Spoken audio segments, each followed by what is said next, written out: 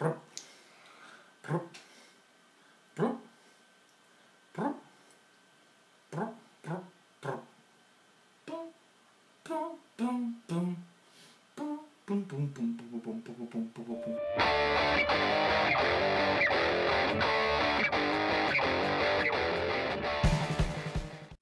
a computer on the desk. It's me in front of the computer. You know what that means? Big tournament just happened. Kind of a big thing. Heroclix Worlds? Anybody? No? Alright. Now, WizKid seems to be a little behind on putting up the postings on who won and what teams were in the top 8. So, I'm going to do this all the favor. I'm not going to give you the top 8. I'm going to give you day 2.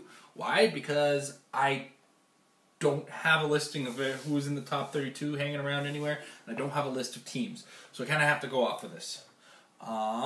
So, let's get it started. The first one I got in here, we have Adam Friedman's team. Adam Friedman, for those of you who may remember, he was the national champ at Origins.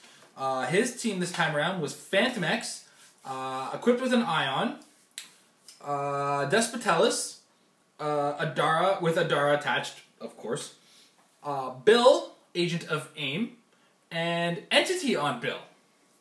Very cool team. This is one of those teams I think I've talked about in one of my early episodes of Metafix, where we keep to the starting area. We use other things to see line of sight through them. Going with that team, it seems he's got a Mandarin's Ring power plant. Played at 22 points with a Flame Blast Ring, Disintegration Beam, Blacklight Beam, Impact Beam, Electro Blast Ring, and a Matter Rearranger. So, very cool team. And for those of you who were paying attention the whole time, I do believe he made it to the top 8 with that team. So, congrats to Adam Friedman. I heard the game came off to a roll-off, and that's insane. But we'll get into that a little later. Next up, we have Jake Williams, former the world champ from Golden last year. What does he have? He's got a Justice League team base. And he is fully armed with... Oh, hey, look at that. He happened to bring this time around, he brought the Batman, Superman, and Wonder Woman from the Justice League strategy game. Interesting. I'm not sure how far he made it with that team, but very, very brave. There's some tech with the Justice League ones that's a little different from the ones that come from the Teen Titans set. So he was probably trying to count on that when he was running through. Next up we have Brian Scowera. Warning, guys, I might screw up your names. Don't be offended. Brian, he had Split Lip, Dupe with Entity, Blizzard, Lydia Maller, and a Superfan. As well, his team had the Hammer of, or the Book of Skulls, short a Nurkod's Hammer. Something I've seen happen is a lot of people are just dropping Nurkod's Hammer. One of the dangers of that is if you, I don't know how it works, but I think if you lose a hammer to Lydia Maller and that brings you less than the number that meets the slot number, you might get boned on that. I'm not 100% sure. I'd have to double check with the rules team, which is where the Superfan could have possibly replaced that. I don't know why people go, in some cases, bystanders over other things. I do know that they do make extra characters, unimportant characters to take actions to drop the hammers with. So there's that. Next up, we have Bradley Wilson. There's going to be like 32 teams here, so I'm trying to blast it as fast as possible. If you're listening to my team and you hear some tech, like for instance, the last team there, when you think about Dupe next to a character with the entity, there's also a Bizarro played at 50 points on this one, so he only had 2 tokens. So this team, it seemed like with Dupe with the entity, Dupe was hanging out with Bizarro. Dupe was only taking 1 damage at a time. It probably could have been beneficial to have Dupe not be the one with the entity, maybe somebody else, like the not the Superfan, but somebody else carrying the entity to maybe also heal Dupe as an option as well. Bizarro with the entity is cool, but 2 attacks will kill him. Dupe with the entity will keep him alive for a long time, and he is a slow poke, slow burn. I don't know. He played his team, and he made it to Worlds. So, what do I got for this to say? Sorry, carrying on to Bradley Wilson. His team was White Witch with Ophidian, sidelined with a Black Witch. I got Lydia Maller, Bizarro, a Split Lip, a Navy Seaman, a Full Book Skulls, and yeah, a couple of objects on there. Pretty standard team. White Witch to stop the free action meta. Bizarro probably be immediately dropped with Angrier's Hammer to give him that practically free regeneration to keep him going. Next up, Daniel Joint's team. We know him, Daniel Joint's 2-time champion. We have Speed Demon with a Parallax Entity. We have Despotellus with an Adara. We have Loki with a Butcher. And we have Scotty's... Whoa.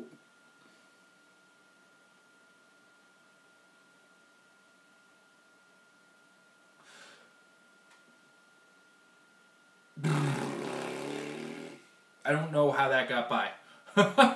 Loki with the Butcher is not 100% legal. Because it's a duo fig. I don't know what happened there. So I don't know if this went through or not. I guess we'd have to find out from stories. Utility belt on this team as well with the costume slot activated, most likely to be attached to Speed Demon. And Speed Demon, of course, armed with a... so what I'm looking for? Pseudosauros? Pseudosauros! Give him super strength.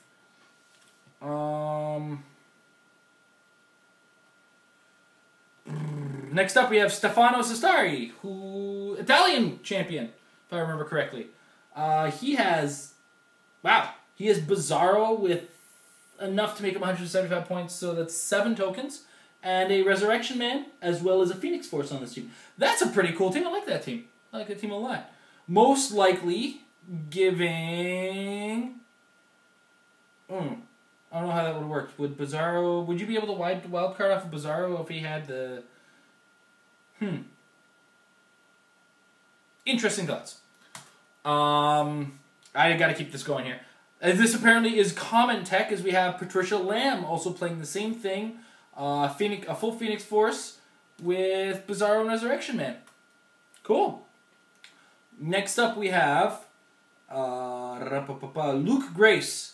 Oh, I'm going to have trouble reading this. I'm reading off of people's handwriting, so bear with me here. He has a Tachyon with a Despotellus, a Dara, Moira McTaggart, Blind Owl, and an Engineer. Techie. I've been hearing about the Tachyon tech in the game. One of the things to note is Tachyon, when he uses his hypersonic, during his movement, he's allowed to make an attack. The character being carried by a Tachyon is not on the board. So if Tachyon is carrying Despotellus, during his hypersonic, he makes a pulse wave. He doesn't put his Despotellus at risk. He pulse waves during the hypersonic, and then he drops Despotellus wherever he needs to be dropped, giving Tachyon a 20 defense. Blind Owl is, of course, Blind Owl. She's awesome. Moira McTaggart is a nice source of healing to run back to, because I think she's got a pretty decent attack. And then there's an Engineer. This team also came with a power plant. And so, as you can imagine, that's pretty awesome. Next up, we have...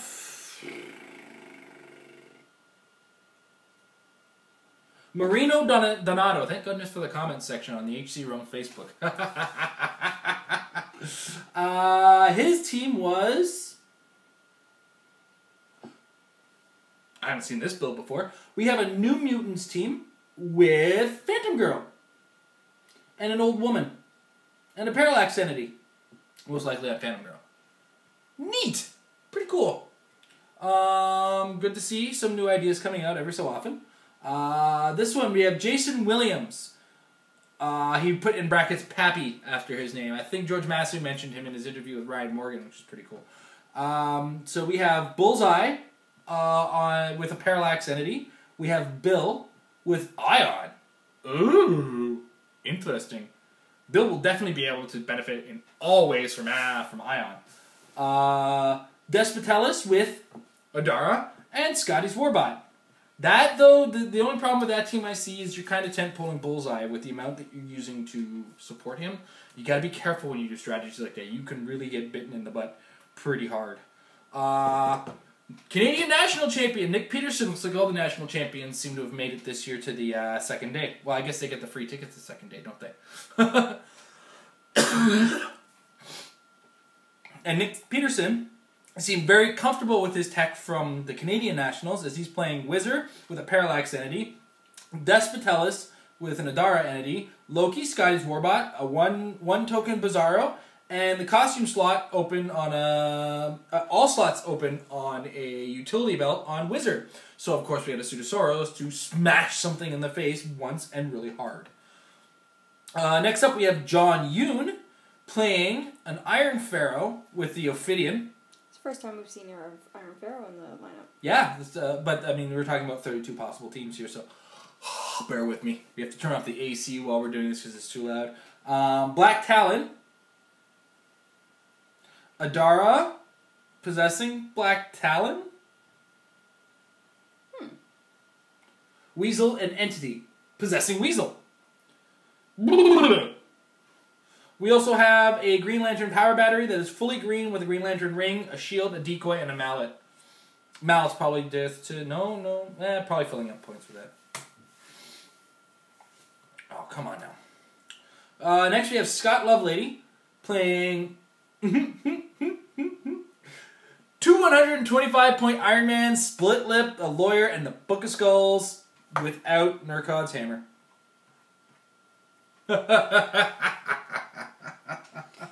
Is this the same guy? Is this Scott Lovelady from U.S. Nationals too? Because this guy's been counting on that strategy.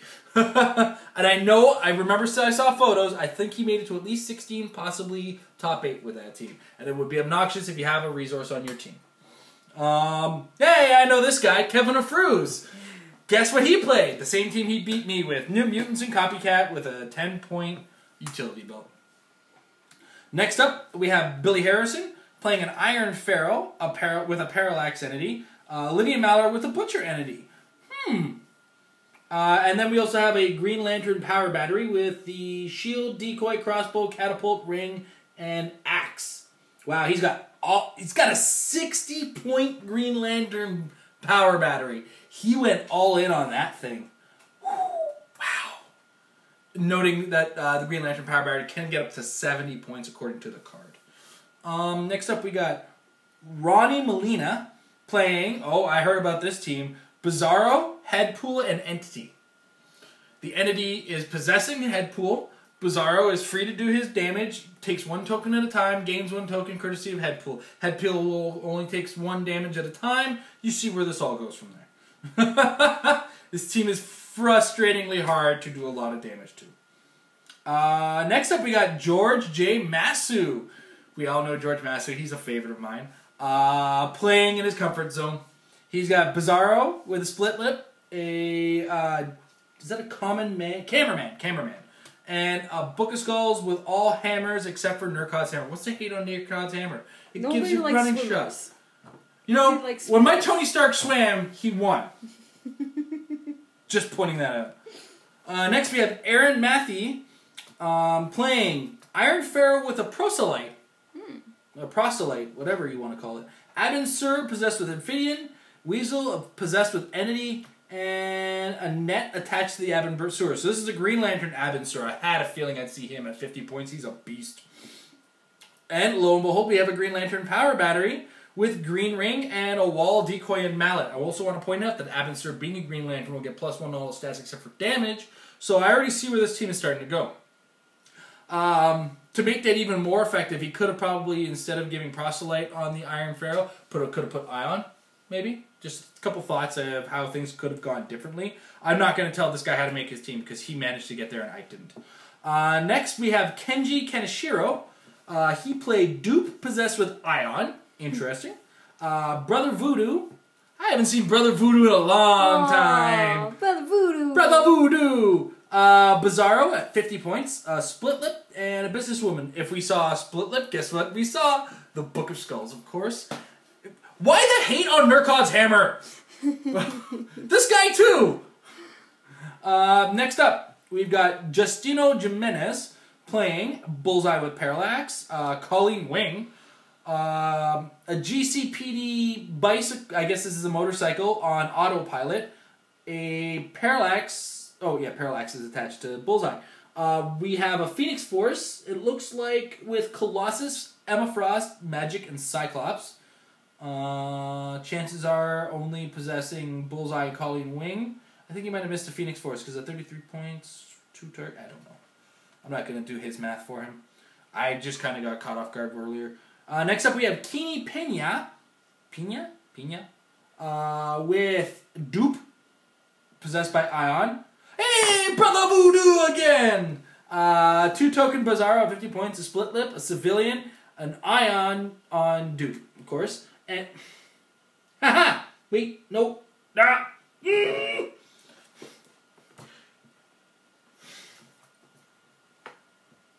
Everybody's hating on Nurkot's hammer. I'm taking it personally now. Next we have Philip Isaacson. Philip Isaacson Jr. He's got. I think this is the guy that made it to the final against Patrick Ibjoko. He played Silver Centurion armed with Parallax, a Despotellis with Adara, and Scotty's Warbot, along with a Green Lantern power battery with a Sinestro Core ring, a decoy, a shield, and a net. But the net, now he didn't care about color. I guess he didn't have a Green Lantern net because his net was black. Once you lose one color, it doesn't really matter what color after the fact, right? So, but the second he put the Sinestro Core ring in, you knew you weren't getting Emotional Spectrum, so it's just a matter of putting constructs out there. They might want to keep an eye on that for the rules, so I don't know.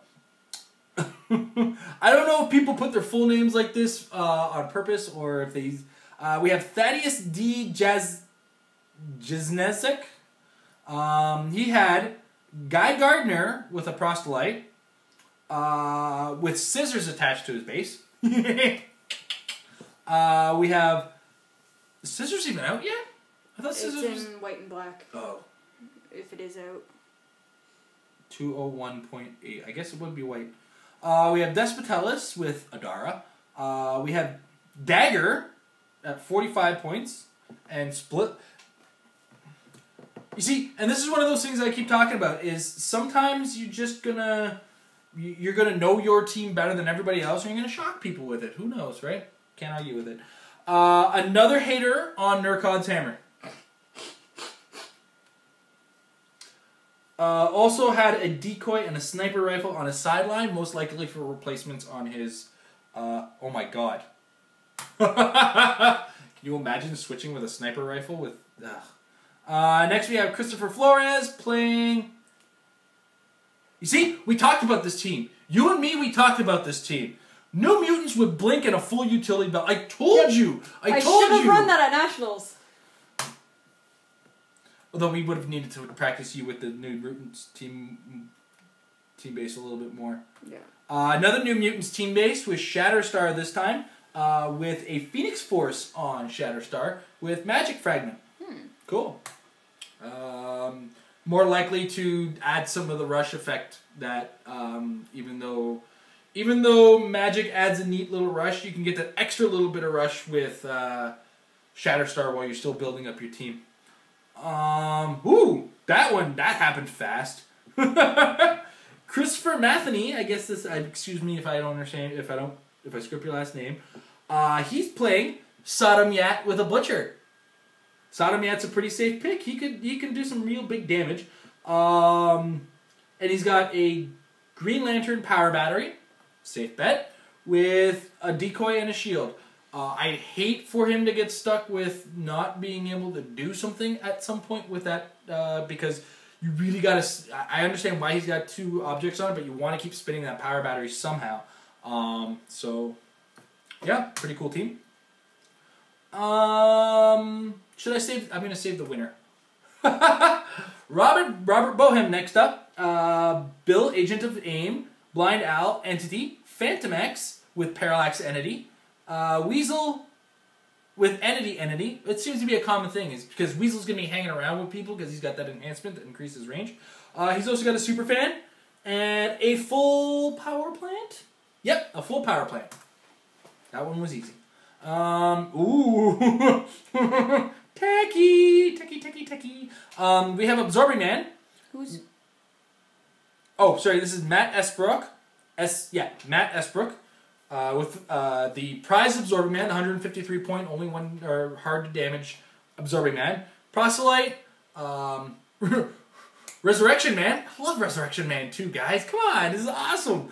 A Green Lantern power battery with a decoy, a sniper, a sniper rifle, a wall, and a white ring. So it looks like it was a green battery. Why wouldn't you just... Sometimes you have to question some choices. And in this case, I'm wondering why he wouldn't have gone with just the white lantern ring in general, and gone with the whole white lantern. I don't know if the wall was pivotal to his team, but what can you do?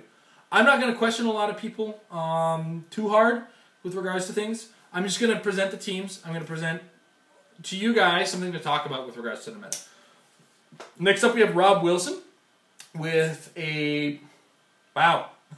He really didn't want to leave the starting area. Blind Owl, Iron Pharaoh, and Phantom X. This team was armed with a Green Lantern power battery with a Green Lantern ring, crossbow, net, and a decoy. Decoy's always a safe bet. Every extra roll-off is a chance at possibly surviving or not having to take damage. Scott Crampton. We've got Despitalis with Adara, Absorbing Man again. Oh, Absorbing Man with a Despitalis? You're making them work for their damage. Parallax and a Proselyte. And we have, in this case, a White Lantern power battery with a White Lantern ring, a sniper rifle, wall, a Green Lantern wall, a white decoy, and a black net. Wow, techie. I guess he knew what tools he needed and he just kind of crammed them on there. I don't know. Sometimes, it's hard to say because sometimes a lot of people go back to the hotel room after day one and start rebuilding. But when you're really tired, sometimes you just overthink. And sometimes overthinking can cost you things. When you try to overtech, you reduce some of the tech of your team sometimes. I'm not the judge, again, because I didn't go. It's teams like this that make me question how good I think I am at Heroclix. We've got Rocket Warbots from the Fear Itself kit. Whose team? Casey Mate.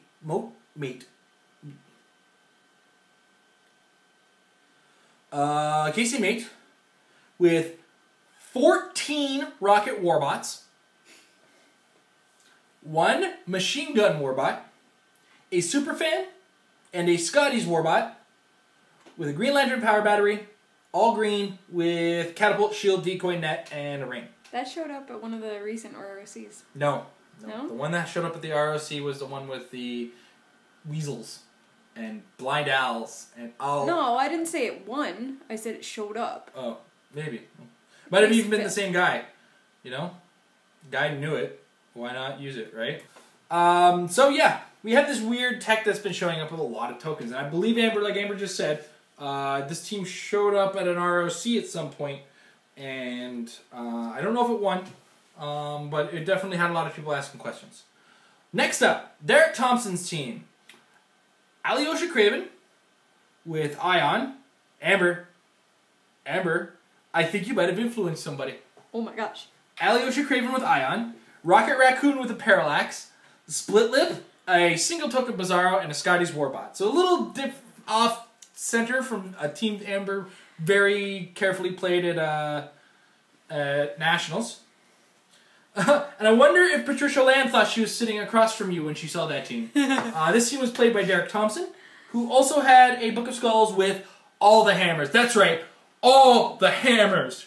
You go in big, or you don't go in at all. So it's just Scotty Warbots instead of my Loki. Yes. And Bizarro instead of my Superman action figure. That's right. 2 things I may have suggested. It's alright. Next up, we have... Ooh, I think we're back at the start.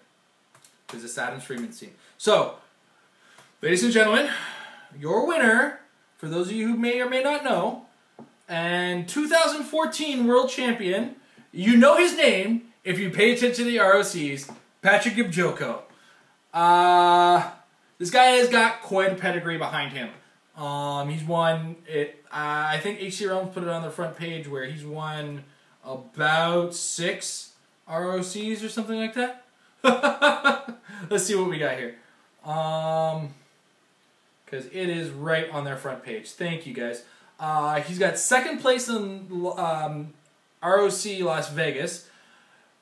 He won ROC Huntsville, won ROC Owensboro, won ROC Hanford. He won ROC Oak Ridge. He got 2nd place at ROC Salem. I think to Kevin Afruz in that one. They both played the same team. Yep. He won ROC Denver, and he got 6th place in Canadian Nationals. What happened, buddy? A little tough up here? Too cold? I jinxed him. I told him he wasn't allowed to win. Now, I do want to point out, while we're saying this as well, and I don't have the team list, unfortunately, but Patrick Gibjoko's team of Majestics, their card shop in California, also won the team championship.